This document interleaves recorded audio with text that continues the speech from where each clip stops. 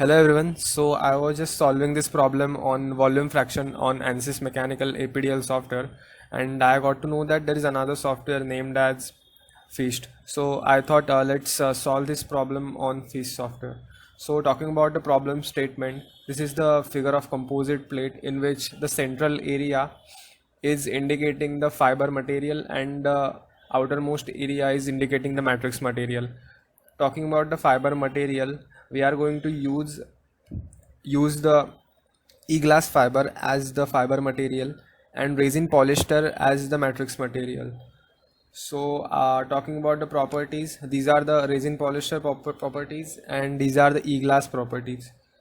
So talking about the boundary conditions of the problem, that this entire face will be restricted from all the degrees of freedom. Then talking about this face and this face, it will be restricted from all the degrees of freedom except in the positive x direction. Then talking about this face, it will be loaded upon by the force of something like 100 Newton or 200 Newton on it. So it will be loaded upon by the force.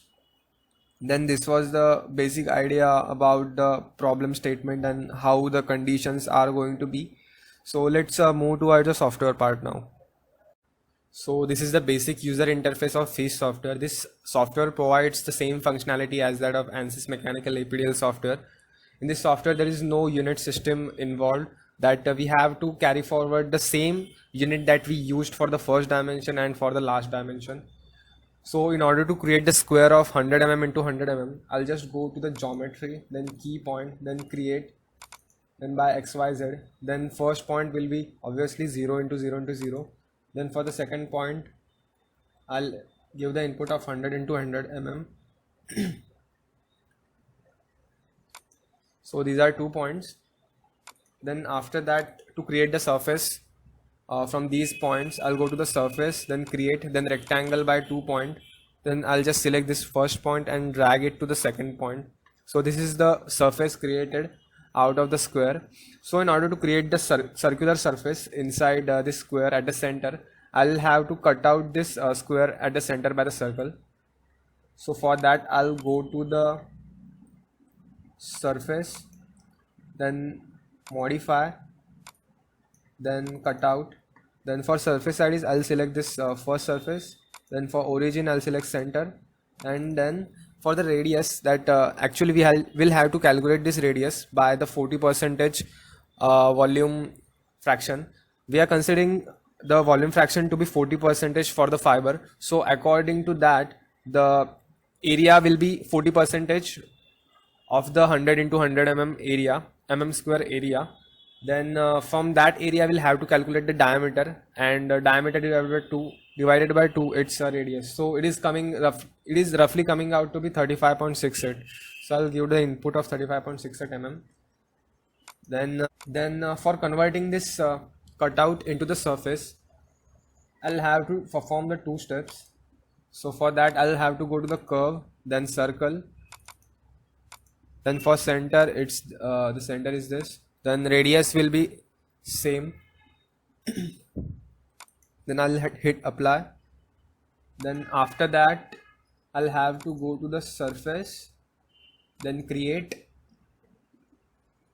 Then by using curves, and then by bounded, I'll select this boundary curve and hit apply. So as you can see, the surface is created over here. So the next step is meshing. So for sake of simplicity, I will not go into the deep meshing. I'll just do simple meshing. For the surface, I'll select both the surfaces, and then for the initial value, I'll just give the input of 5. Then as you can see here, the simple meshing is done. Then after that, I'll have to apply the boundary conditions. So for that, I'll go to the displacement boundary conditions, then add. Then for node IDs, I'll select these nodes. Then for boundary conditions, as I said in the earlier part, that all the degrees of freedom will be restricted for this space. So I'll select all the degrees of freedom over here and hit apply. Then for the further boundary conditions, I'll select this node. Then for boundary condition value, I'll just select these boundary conditions, sorry, degrees of freedom, and I'll leave this boundary condition over here in the x direction. So after that I'll hit apply. Now for this face, I'll hit add again, then select these nodes, and then again the same boundary condition. So after that I'll have to apply the point load. So I'll go to the point load, add, then for node IDs I'll select these nodes. Then for data, so by roughly counting these nodes, like these nodes, it is coming out to be roughly about 22. So in order to apply the 100 Newton force on this face, I'll have to divide the 100 by 22. So that is roughly coming out to be 4.54. So I'll hit apply after that. So as you can see over here, the force is applied. So after that we'll have to give the property input. So for that I'll go to the property material. So as I showed you in the previous part that both the materials like fiber and the matrix material are isotropic in nature. So I'll select isotropic. Then for material ID, I'll select the fiber material first. So this is the fiber, sorry, I'll select this surface selection and then select this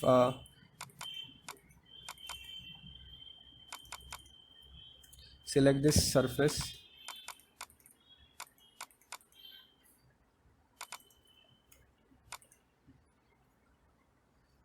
And for material data, I will just use the Excel file over here.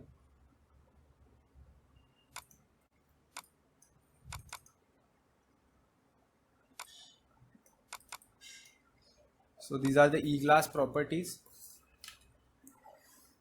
Young's modulus is about 7300. Then Poisson's ratio is 0.22. Then these are the fiber properties. Then talking about the matrix properties, I'll go to the properties again, then isotropic. Then for surface, I'll select this surface. Then for material data, sorry, I selected orthotropic properties. I'll have to cancel it. This surface.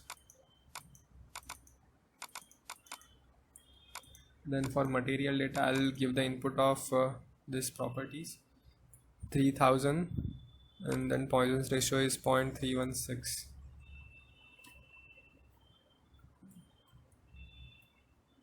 So I'll hit OK now.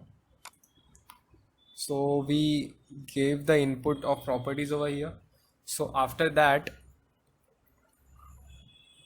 there is another property which is the thickness. So we'll have to give it to all the panel, this whole panel. Then I'll select all. Then thickness is about 1 mm, say. So I'll hit apply. So after that we'll have to save this analysis. Before that we'll have to decide the analysis type.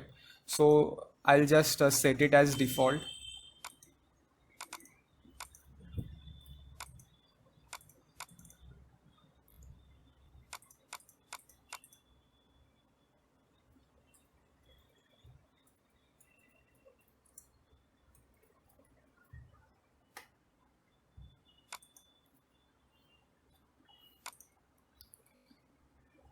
So the analysis is completed, as you can see over here. Then after that, I'll just go to the post. Then I'll select the contour, and then as you can see over here, it is saying that displacement, strain and strain. So we can solve any problem, like we can get anything out of these three, that is displacement, then stress, and then strain. We can do a lot of different things also, like from this chart. For example, we can do the animation of this deflection over here. So that was pretty much about this problem. So I hope you like the videos, guys. Thank you.